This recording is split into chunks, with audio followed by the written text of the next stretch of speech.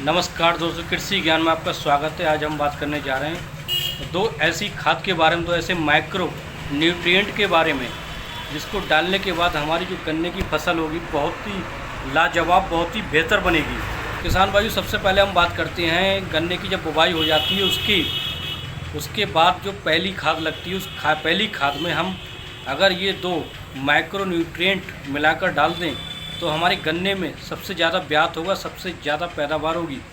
सबसे पहले हम बात करते हैं एरिस कंपनी का।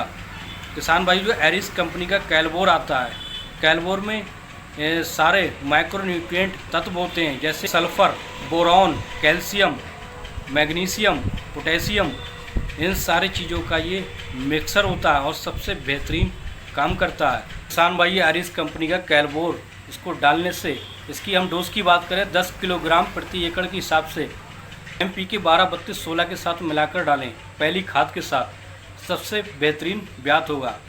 तो किसान भाइयों, हम दूसरे माइक्रो न्यूट्रिएंट की बात करते हैं। दूसरा माइक्रो न्यूट्रिएंट है इफ्को की सागरिका।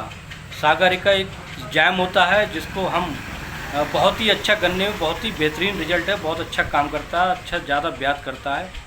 और इसकी हम डोज की बात करें, ये भी 10 किलोग्राम 10 से 20 किलोग्राम प्रति एकड़ के हिसाब से ये डाला जाता है। इन दो खादों को डालने के बाद आपका गन्ना ऐसा ब्यात करेगा कि जो उसकी पैदावार भी उससे डबल होगी। इस तरह से ये दो खादें हमने बताई, इस खाद को डालकर आपका जो गन्ने का खेत होगा एकदम बहुत ही बेहतरीन और लाजवाब खेती होगी।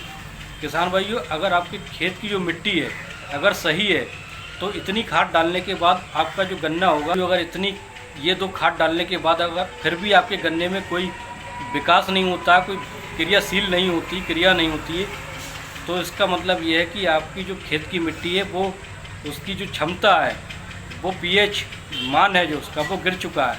इसलिए आपको अपने खेत की मिट्टी की जांच करानी होगी, ये सारी खादें मिलाकर डालना होगी, जिसके बाद आपका जो गन्ना होगा तेज़ी से विकसित होगा और गन्ने में ज़्यादा से ज़्यादा पैदावार होगी।